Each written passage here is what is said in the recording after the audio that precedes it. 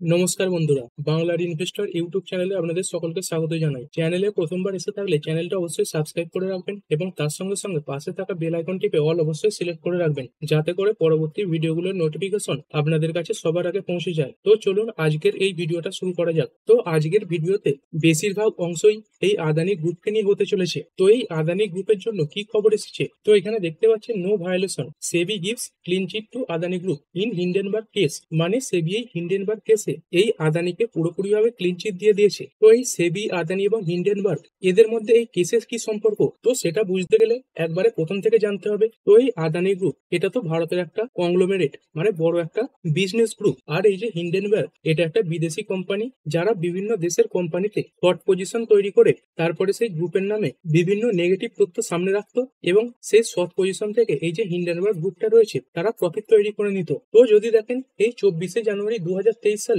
এই Hindenburg research এই যে গ্রুপটা রয়েছে তারাই আদানির বিরুদ্ধে একটা বড় অ্যালিগেশন এনেছিল। তো দেখতে পাচ্ছেন এই যে রিপোর্ট সেটা কিন্তু এখনো গুগলে অ্যাভেলেবেল রয়েছে, তো আপনারা এইটা ওপেন করে পড়তে পারেন। তো চলুন ছোটভাবে একটু বুঝিয়ে দিই ঠিক প্রথম থেকে কি হয়েছিল। তো দেখতে পাচ্ছেন এই জানুয়ারি 24 এই 2023 সালে এই আদানি গ্রুপের বিরুদ্ধে এই যে হিন্ডেনবার্গ এরা একটা অ্যালিগেশন এনেছিল। তো কি অ্যালিগেশন এনেছিল, দেখতে পাচ্ছেন এরা অ্যালিগেশন এনেছিল যে আদানি গ্রুপ তারা তাদের স্টককে ম্যানুপুলেট করছে, মানে অফশোর ফান্ডের মাধ্যমে টাকা ইনফিউজ করে স্টকের দাম বাড়াচ্ছে। তারপরে আরো কিছু বলেছিল, দেখতে পাচ্ছেন অ্যাকাউন্টিং ফ্রড, তারপরে improper use of offshore shell entities by the Adani group, মানে বিদেশি কিছু কোম্পানির ইমপ্রপার ইউজ করে স্টকের যে প্রাইস সেটাকে বাড়ানো হচ্ছিল। দেখতেই পাচ্ছেন ইনফ্লেট স্টক প্রাইসেস। তো তারপরে আদানি গ্রুপের তরফ থেকেও ক্ল্যারিফিকেশন এসেছিল। তো আদানি গ্রুপ বলে দিয়েছিল এই যে হিন্ডেনবার্গের আরোপ এটা পুরোপুরি বেসলেস, মানে এর কোনো যোগাযোগই নেই আদানি গ্রুপের সঙ্গে। তো এরপরেই এই যে সুপ্রিম কোর্ট তারা এই ব্যাপারটা তদন্তের জন্য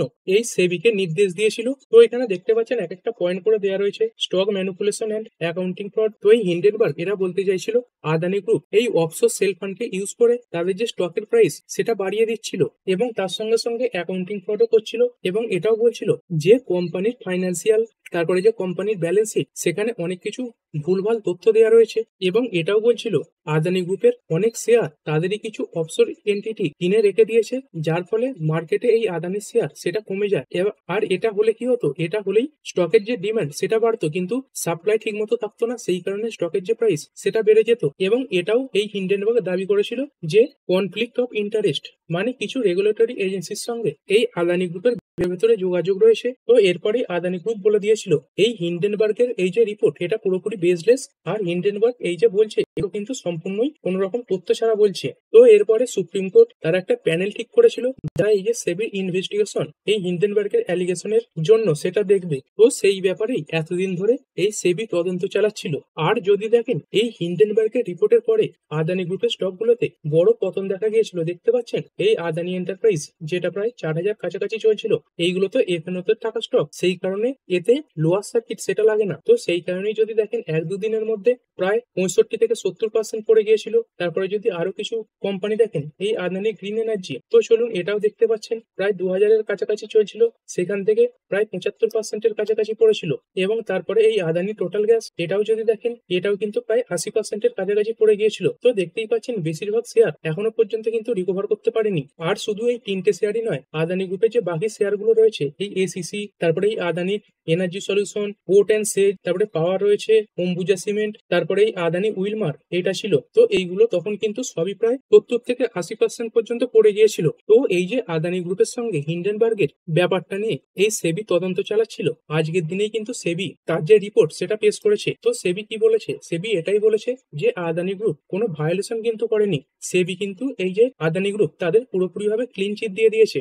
দেখতেই পাচ্ছেন the securities and exchange board of India on Thursday cleared Adani group and its chairman Gautam Adani of allegation by US based Hindenburg research reported PTI. তো আদানি গ্রুপ এবং তার সঙ্গে সঙ্গে গৌতম আদানি এই দুজনকেই এই সেবি ক্লিন চিট দিয়েছে। তো দেখতে পাচ্ছেন দুটো আলাদা আলাদা রিপোর্টেই সেবি কিন্তু কোনো ভায়োলেশন দেখতে পাচ্ছে না। এবং সেবি এটাও বলেছে হিন্ডেনবার্গ যেই সময়ের কথা বলে এই আদানির বিরুদ্ধে অ্যালিগেশন এনেছিল সেই সময়ে যে ট্রানজাকশনের ব্যাপারটা এই হিন্ডেনবার্গ উল্লেখ করেছিল সেই সময় এই যে ট্রানজাকশন সেটা রিলেটেড পার্টি ট্রানজাকশন হিসেবে গণ্য করা হতো না। তো সেবির বর্তমানে নিয়ম রয়েছে যে রিলেটেড পার্টি ট্রানজাকশন হলে সেটা কিন্তু এক্সচেঞ্জকে জানাতে হবে। তো সেই সময় যে ট্রানজাকশন গুলোর ব্যাপারে হিন্ডেনবার্গ বলছে সেই সময় কিন্তু সেগুলো এই রিলেটেড পার্টি ট্রানজাকশনের মধ্যে পড়তো না। তারপরে 2021 সালে সেই যে ট্রানজাকশন গুলো মানে সেই টাইপের যে ট্রানজাকশন গুলো সেগুলোকে এই রিলেটেড পার্টি ট্রানজাকশনের আওতায় ফেলা হয়েছিল। মানে বলতে চাইছে এই হিন্ডেনবার্গ যে যে ট্রানজাকশন গুলো নিয়ে প্রবলেম দেখিয়েছিল সেই ট্রানজাকশন গুলো কিন্তু এই 2021 সালের নতুন নিয়মের আগেই করা হয়েছিল।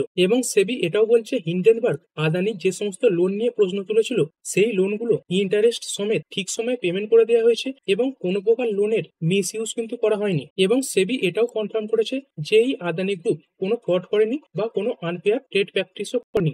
আর এসব কারণ দেখেই আদানি গ্রুপের ওপর যে যে অ্যালিগেশন ছিল সেগুলোকে সেবি খারিজ করেছে এবং আদানি গ্রুপের সঙ্গে সঙ্গে গৌতম আদানিকে এই সেবি পুরোপুরিভাবে ক্লিন চিট দিয়ে দিয়েছে। তো এরপরে গৌতম আদানিজি তিনিও টুইটার থেকে পোস্ট করেছেন, দেখতে পাচ্ছেন তিনিও বলেছেন after an exhaustive investigation SEBI has reaffirmed what we have always maintain that the Hindenburg claims were baseless. তারপরে এটাও বলেছে আদানি গ্রুপ সবসময় এই যে ট্রান্সপারেন্সি এবং তার সঙ্গে সঙ্গে ইন্টিগ্রিটি এইগুলো মেনেই চলে এবং হিন্ডেনবার্গের এই রিপোর্টের পরে যে সমস্ত ইনভেস্টরদের পোর্টফোলিওতে বা শেয়ারে ক্র্যাশ দেখা গিয়েছিল তো তাদের জন্য তিনি দুঃখ প্রকাশ করেছেন এবং তিনি এটাও বলেছেন যারা এরকম ফলস খবর ছড়িয়েছে তাদেরকে কিন্তু ক্ষমা চাওয়া উচিত। তো এই খবরের কারণে এই আদানি গ্রুপের স্টকগুলো এগুলো তো ফোকাসে থাকবেই এবং এর সঙ্গে সঙ্গে আরো কিছু স্টক ফোকাসে থাকবে। প্রথমত যে কোম্পানিটা সেটা হচ্ছে স্টেট ব্যাংক অফ ইন্ডিয়া। তো এই ব্যাংকটা কি কারণে ফোকাসে থাকবে, কারণ এই ব্যাংকটা একটা বড় পরিমাণে লোন এই আদানি গ্রুপকে দিয়ে রেখেছে। আর সেই কারণেই যখনই হিন্ডেনবার্গ সম্পর্কিত নেগেটিভ খবর আসতো তখন এই স্টেট ব্যাংকে নেগেটিভ ইম্প্যাক্ট করতো। আর যেহেতু দেখতে পাচ্ছেন এত বড় একটা পজিটিভ খবর এসেছে সেই কারণে কিন্তু এই ব্যাংকটাও আগামীকাল ফোকাসে থাকবে। এবং এর সঙ্গে সঙ্গে যদি কথা বলি এলআইসি এই শেয়ারটাও ফোকাসে থাকবে, কারণ এই আদানি গ্রুপে এলআইসিরও কিন্তু একটা বড় ইনভেস্টমেন্ট রয়েছে। তো এর আগেও দেখতে পেয়েছি যখনই আদানি গ্রুপ নিয়ে কোনো নেগেটিভ খবর এসেছে তখনই কিন্তু এই এলআইসি শেয়ার পড়েছে, আবার যখন ভালো খবর এসেছে তখন এলআইসি শেয়ার বেড়েছে।